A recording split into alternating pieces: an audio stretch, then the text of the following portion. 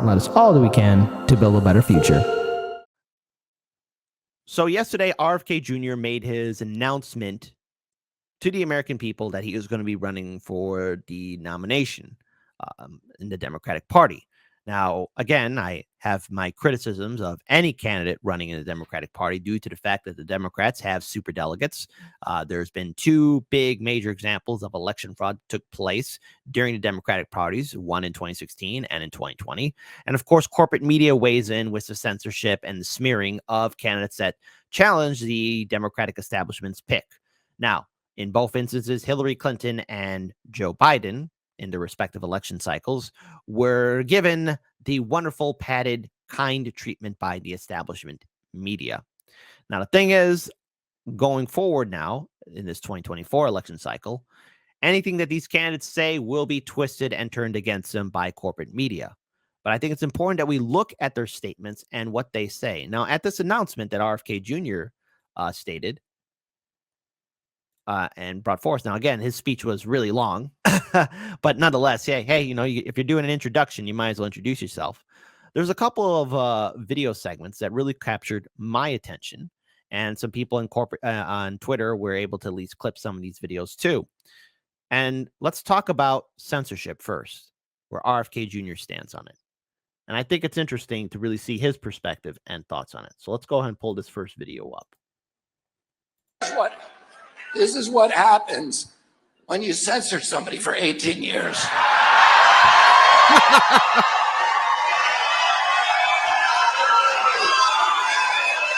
I got a lot to talk about. They shouldn't have shut me up that long, because now I'm going to really let loose on them for the next 18 months. They're going to hear a lot from me. Now, what does that mean here? Okay, so when we look at RFK Jr., for a long time, especially during the pandemic, him and many others were censored and silenced, especially when it came down to how the lockdowns were implemented. Many Americans are still recovering financially and emotionally from that epic failure of our quote-unquote leaders trying to protect us.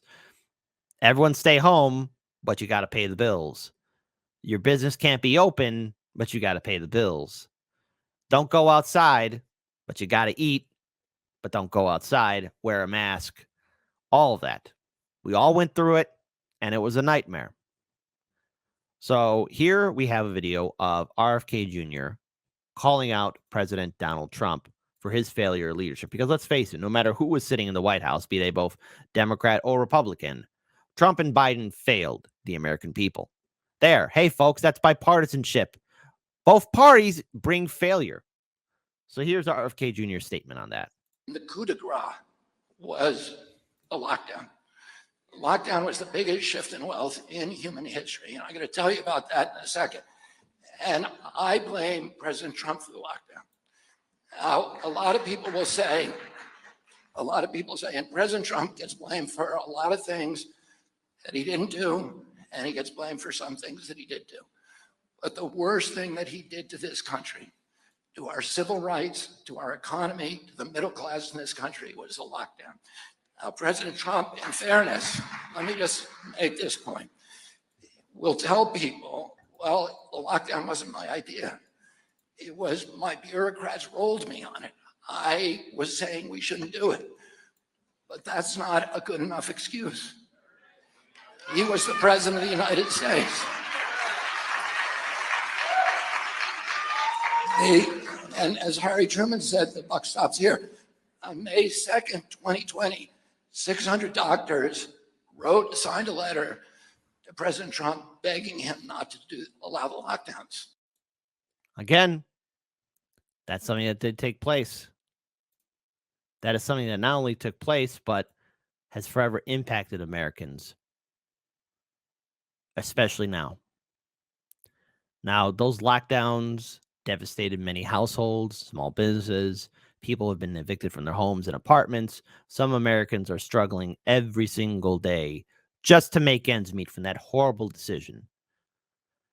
And I know that we are all concerned about the virus, but our politicians abandon us. And it just wasn't just Donald Trump, because he's going to get a lot of blame for it, and he should be held accountable for his failures. However, our wonderful United States senators and House representatives also played a key role in abandoning us. I want to pull up something else here as well. And this is probably something that's going to get RFK Jr. vilified by corporate media even further, especially in the Democratic Party. But maybe this is something that we need to see again. Just what happens when you start challenging the quote unquote vote blue no matter whose narrative. Shout out to Max Blumenthal, award winning journalist who was able to get a couple of these clips here, where RFK Jr. indicated that Biden has made Ukraine a pawn in a geopolitical battle. So let's pull this up, because now RFK Jr. is going up against the narratives of saying, oh no, we got to support Ukraine. But RFK Jr. is giving a different kind of thought on it, a different spin on it. Is this war in the U.S. national interest? We just need to isolate that question. Is it in the U.S. national interest? And there are, some of the leading pangerums of most respected people of our national diplomats, let's say Henry Kissinger, Jack Matlock, Larry Wilkinson, who's Colin Powell's chief of staff. They all have said definitively, if you just want to ask, is it in our national interest? It is not. It is not in America's national interest to push Russia closer to China. That is a cataclysm. Number two, it's not in our national interest to do something that could involve us in a nuclear exchange with a country that has more nuclear weapons than us. Oh, interesting. You don't hear that from any other candidate. Not yet, at least. Now, I know there's plenty of third-party candidates and a few other people who are currently in office who might say this, but they are part of a very small minority. But here, RFK Jr. just broke against the narrative of what the Democratic Party is saying. Because for a long time, the media and the Democratic Party is saying it's been our best interest to be involved in this conflict that's happening in Ukraine. We got somebody saying something completely different. Watch how these words will get twisted and turned against RFK Jr. And again, in case anybody from the RFK Jr. campaign is watching Hard Lens Media, corporate media will never be your friend. There is nothing you're going to do or say that will make them like you. Okay, learn from Bernie Sanders. Go on independent media. Go on the Joe Rogan show. Hell, go on Russell Brand's show. Go on all the platforms that corporate media tells you that's not safe to go on to. Run your campaign like Trump, because at this point in time, CNN, MSNBC, New York Times, Washington Post will do everything they can to smear you and dismiss you.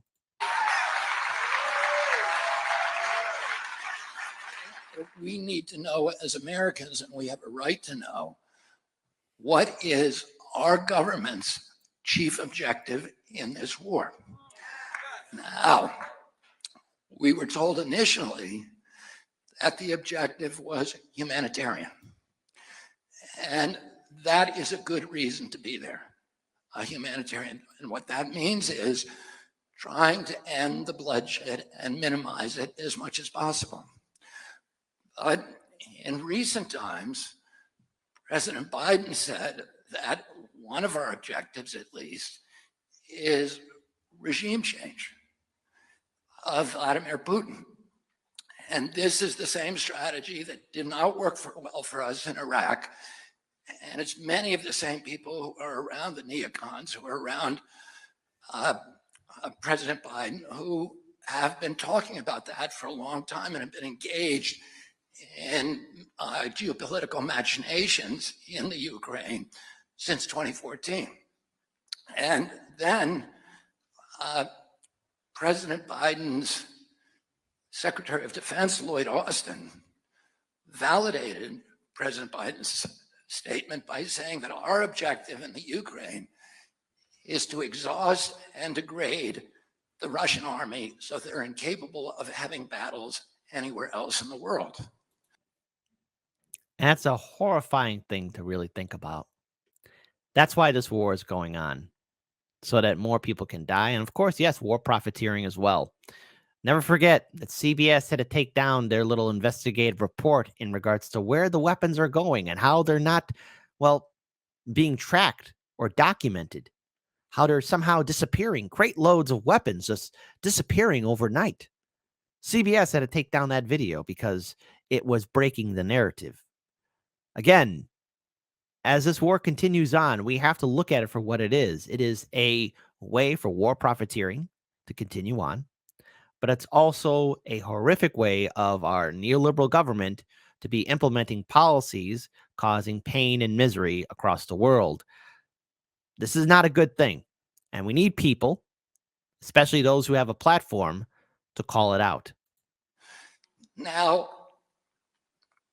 and indeed, many of the steps that we've taken in the Ukraine have seemed to indicate that our interest is in prolonging the war rather than shortening it. So if those are our objectives, to have regime change and exhaust the Russians, that is completely antithetical to a humanitarian mission.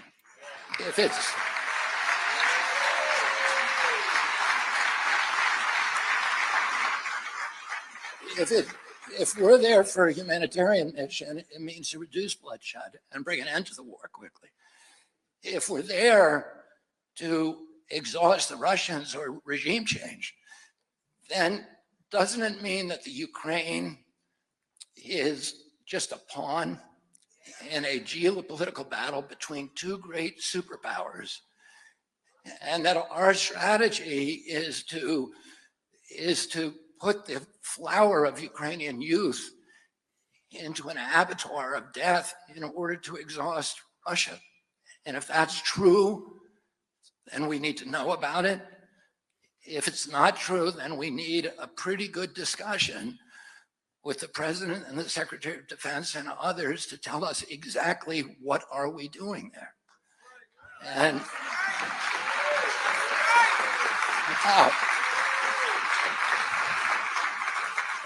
now, I hope RFK Jr. is able to be consistent and hold with his many of his policy decisions, because again, a lot of corporate media is going to do everything they can to smear him, twist his words against him, and consistency is going to be key, because again, we saw what happened with the war in Iraq and Afghanistan. We were there in both those countries for almost 2 whole decades, 20 plus years in both theaters.